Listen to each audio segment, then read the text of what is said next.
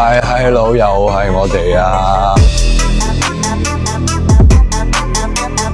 屌，今日隻閪佬啊帶我嚟認識一個舊玩具嘅收藏家喎。舊玩具有咩好玩啊？今時今日咧，好多後生仔女咧好中意舊玩具收藏嘅。哦，因為而家嘅生活好緊張，太多同質化嘅網紅產品一模一樣。所以咧帶大家嚟呢度咩地方咧？就係快閃貿易有限公司嘅零食店啦。講笑啫，藝術家嘅流浪型。好多人都話我係一個藝術家，但係冇必要。係真係喎。係啊。呢個係咪個老細嘅樣嚟㗎？大麗條嘢好勁㗎，條酒啊，咁我一定會嚟揾佢飲酒㗎。你條嘢好勁啊嘛，我試下你就試下你條嘢。OK 得。南泰生活廣場 ，Let's go。大哥，電話。8點鐘有過嚟，講唔講啊？見面先講啊！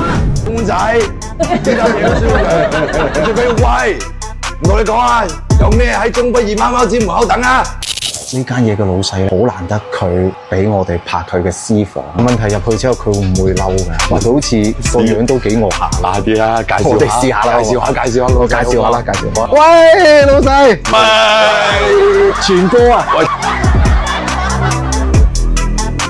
見唔見到啊 ？Game Boy 啊！ Introducing Game Boy.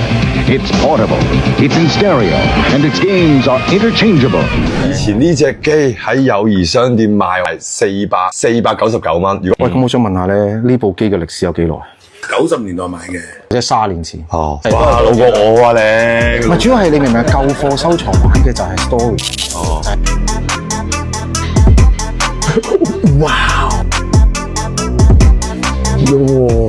你知唔知呢個咩嚟㗎？喂，係他符啊！呢個係廣州嘅第一代嘅潮牌，應該講全國。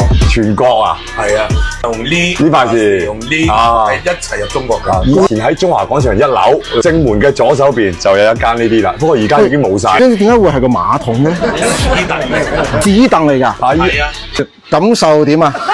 當你這樣試的時候，隔離一堆衫褲，你仲想試衣嘛？哇！呢個咧係20年前麥當勞啲原稿同草稿嚟。麥當勞嘅原稿啊！佢啱。麥當勞叔叔後生嗰陣時係咁喎。呢度就係80年代到90年代嘅麥當勞，點變市啊？醜樣嘅最新嗰一代。呢個好離譜啊！呢度有個麥當勞叔叔喺度喎。以前喺麥當勞門口咪有個麥當勞叔叔嘅，依家咪全部都冇晒嘅，好犀利啊！喺呢度揾到咗啊！應該就係俾阿全哥偷咗啦。點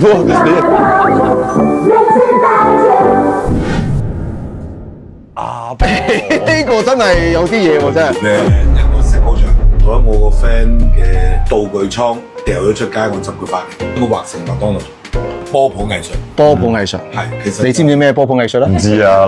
消費藝術、商業嘅版畫風格。你唔好講嘢住，我而家係個雕像，我而家唔係人嚟嘅，我個雕像而家。